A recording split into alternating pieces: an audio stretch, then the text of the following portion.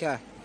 Assalamualaikum warahmatullahi wabarakatuh. Saya Dewi Farida Andriani, mahasiswa PPG Daljab di IAIN Ponorogo akan membuat video praktek pembelajaran.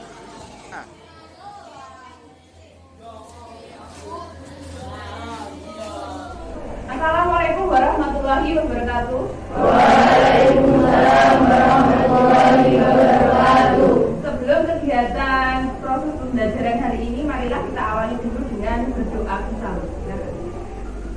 Amin. Bismillahirrahmanirrahim. Raditu billahi rabba wa bil islami dina wa bi Muhammadin nabiyya wa rasulah. Rabbi zidni ilma warzuqni fahma waj'alni minas sholihin.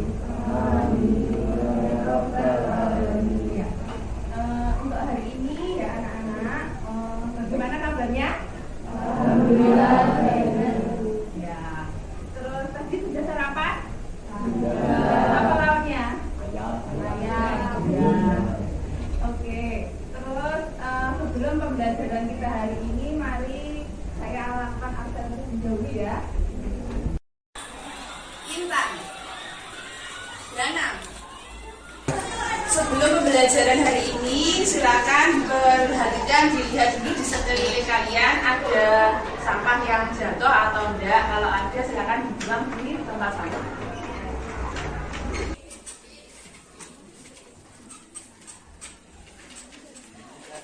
Sebelum pembelajaran kali ini, kita awali dulu dengan membaca Asmaul Husna lewat video.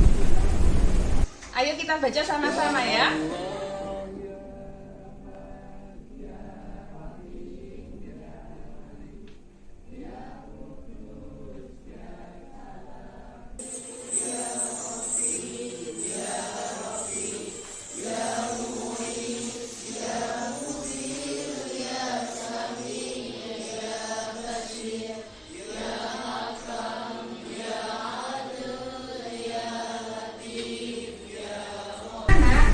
Mau bertanya ya, kita beri agama Islam apa? Al-Quran oleh Allah diturunkan kepada Nabi Muhammad. Terus Al-Quran itu kira-kira siapa yang tahu dan berani angkat tangan? Al-Quran turun tanggal berapa? Siapa yang tahu? Ayo angkat tangan ya. Oh ya, baik. Oke, marilah kita awali ini cuma karena sudah di pertanyaannya sudah dijawab, jadi kita materi kita hari ini ngomong tentang sejarah hakikat Al-Quran. Anak-anak, untuk indikator pembelajaran kompetensi hari ini, yang pertama itu kalian harus bisa menganalisis sejarah diturunkannya Al-Quran ya. Nanti sampean semua bisa menguraikan, menganalisis sejarah diturunkan Al-Quran itu seperti terus yang kedua, kalian bisa menganalisis hakikat Al-Quran yang sesungguhnya. Tiga, kalian bisa menguraikan keistimewaan Al-Quran secara sebagai mukjizat. Yang keempat, kalian bisa menyimpulkan hikmah diturunkannya Al-Quran. Dan yang kelima, kalian bisa menentukan contoh bukti keistimewaan Al-Quran. Terus tujuan dari pembelajaran ini adalah yang membaca teks sejarah diturunkannya Al-Quran di pelajaran. Kalian mampu menganalisis sejarah diturunkannya Al-Quran. Yang kedua, setelah melihat gambar dalam buku ya tentang materi hakikat Al-Quran, kalian mampu menganalisis hakikat Al-Quran dengan baik dan benar. Yang ketiga, setelah menyimak video kebenaran Al-Quran, kalian mampu menguraikan keistimewaan Al-Quran. Terus, setelah mencermati Al-Quran kemenang, itu nanti kalian bisa menyimpulkan hikmah diturunkannya Al-Quran. Terus yang terakhir, setelah kalian melihat video tentang bukti kebenaran Al-Quran, kalian mampu menentukan contoh keistimewaan Al-Quran dengan baik dan benar. Untuk kegiatan hari ini anak-anak itu dimulai dengan melihat video, membaca teks tentang buku akidah akhlak yang materi sejarah, hakikat, dan keistimewaan Al-Quran. Terus kemudian kalian menanya, setelah menanya kalian nanti mengajukan pertanyaan. Setelah mengajukan pertanyaan, kalian berdiskusi. Setelah berdiskusi, kalian mencari data, mengumpulkan data kaitannya dengan pertanyaan tersebut. Setelah itu menghubungkan atau mengasosiasikan dengan kehidupan sehari-hari. Setelah itu mengkomunikasikan, gitu ya, diwakili oleh ketua kelompok. Anak-anak, ini guru membawa kartu. Setelah kalian membaca tadi dan melihat YouTube, sekarang kalian tulis pertanyaan di kartu ini, kemudian ditempelkan di depan ya.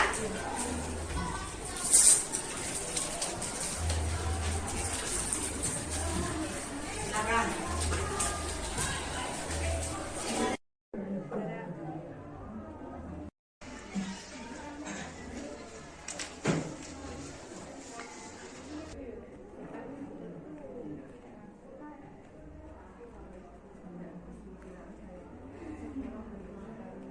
Setelah melihat pertanyaan dari kalian, coba ini pertanyaannya ada 4. Silakan kalian membuat kelompok, ya.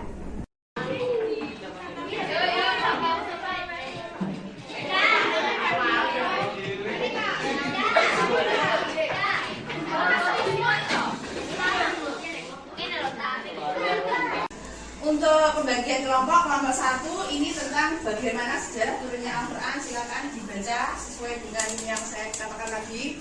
Untuk kelompok 2, apakah hakikat Al-Quran, tolong dibicarakan nanti, disampaikan ke depan. Untuk kelompok ketiga, apa keistimewaan Al-Quran sebagai mukjizat. Dan untuk kelompok 4, apakah hikmah dari diturunkannya Al-Quran. Tolong sekarang dikerjakan.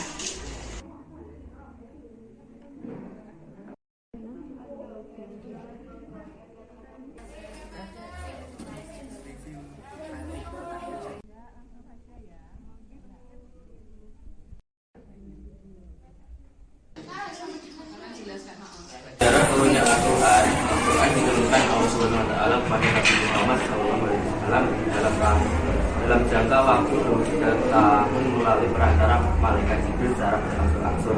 Dimulai dari bulan Ramadan ketika Nabi Muhammad SAW terus di dua Hijrah hingga wahyu ketika sebelum melaksanakan dari Wajah. Silakan untuk kelompok 2 menyampaikan hasil diskusinya.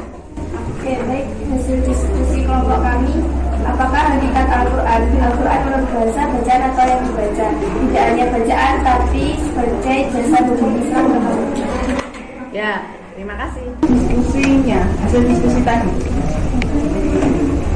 Hasil diskusi dari kelompok kami adalah apakah hikmah diturunkan Al-Quran? Yang pertama, sebagai pedoman hidup manusia. Yang kedua, memberi peringatan kepada umat manusia. Dan yang ketiga, untuk memberi petunjuk kepada manusia tinggal di surga. Oh iya, terima kasih. Untuk kegiatan mengasosiasi, silakan kelompok 1 tadi hasilnya dihubungkan dalam kehidupan sehari-hari. Silakan kelompok. Berdasarkan analisis kami, jika dihubungkan dengan kehidupan sehari-hari, Al-Quran diturunkan secara berangsur-angsur. Berbeda dengan biasa, biasanya bisa secara langsung, sedangkan Al-Quran diturunkan secara berangsur-angsur. Ya, terima kasih. Silakan kelompok 3 disampaikan seperti tadi kelompok 2. Baik. Menurut kelompok kami, terjaga keasliannya, buktinya tidak ada perubahan isinya dari awal hingga sekarang. Ya, terima kasih. Sekarang kelompok 4, silakan disampaikan.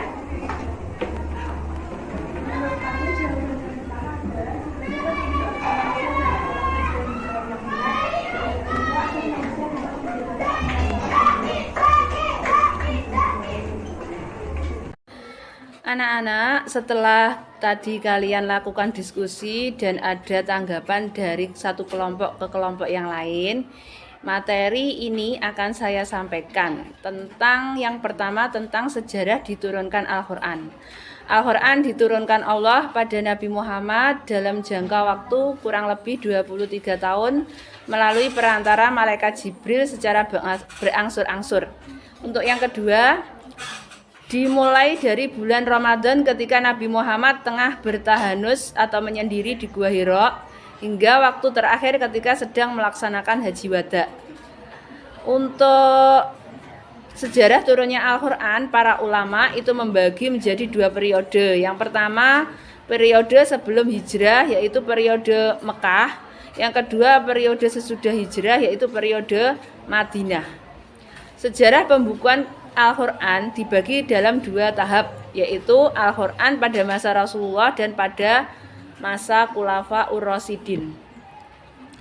Apa hakikat Al-Quran yang sebenarnya? Al-Quran itu adalah kalam Allah yang diturunkan pada Nabi Muhammad sebagai mukjizatnya, dan bagi yang membacanya merupakan ibadah.